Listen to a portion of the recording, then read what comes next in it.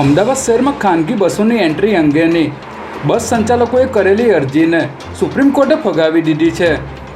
અગાઉ ગુજરાત હાઈકોર્ટે પણ શહેરમાં સવારે 8 વાગ્યાથી રાત્રે 10 વાગ્યા સુધી ખાનગી બસોના પ્રવેશને મંજૂરી આપવાની અરજી ફગાવી હતી, જે હુકમને ખાનગી બસ સંચાલકોએ સુપ્રીમ કોર્ટમાં પડકાર્યો હતો. જેમાં વર્ષ 2004માં 18 જેટલા રૂટ પર 24 કલાક ખાનગી બસની અવરજવરને મંજૂરી આપવામાં આવી હતી, જેથી આ રૂટ પર મંજૂરી યથાવત રાખવામાં આવે તેવી સુપ્રીમ કોર્ટમાં રજૂઆત કરવામાં આવી હતી. પરંતુ આ અરજીને સુપ્રીમ કોર્ટે પણ આજે ફગાવી દીધી હતી.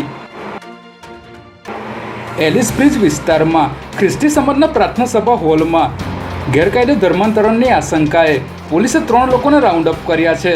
જેમાં એલિસ બ્રિજ વિસ્તારમાં આવેલ સ્પાન ટ્રેડ્સ નામની કોમર્શિયલ બિલ્ડિંગના 7મા માળ પર ખ્રિસ્તી સમાજના પ્રાર્થના સભાના હોલમાં 25થી વધુ લોકોનું ગેરકાયદે ધર્માંતરણ કરાવવામાં આવી રહ્યું હોવાની માહિતી બજરંગ દળને મળી હતી, જેથી તેમણે પોલીસને જાણ કરી હતી. ત્યારબાદ એલિસ બ્રિજ પોલીસે ધર્માંતરણના પ્રયાસ મામલે કડક કાર્યવાહી હાથ ધરી 3 લોકોને રાઉન્ડ અપ કર્યા હતા.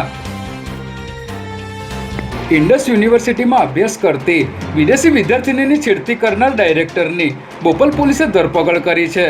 જેમાં ઇન્ડસ યુનિવર્સિટીમાં અભ્યાસ કરતા વિદેશી વિદ્યાર્થીઓની બોપલ રેલવે ઘરનાળા પાસે નીલકંઠ સોસાયટીમાં હોસ્ટેલ આવેલી છે, જ્યાં રહેતા ઇન્ટરનેશનલ ડાયરેક્ટર મૃદંગ દવેએ એક વિદેશી યુવતીની છેડતી કરી હોવાની ફરિયાદ બોપલ પોલીસ સ્ટેશનમાં નોંધવામાં આવી હતી, જેને પગલે બોપલ પોલીસે છેડતી અને ધમકી આપ્યાનો ગુનો નોંધીને મૃદંગ દવેની ધરપકડ કરી કાયદેસરની કાર્યવાહી હાથ ધરી છે.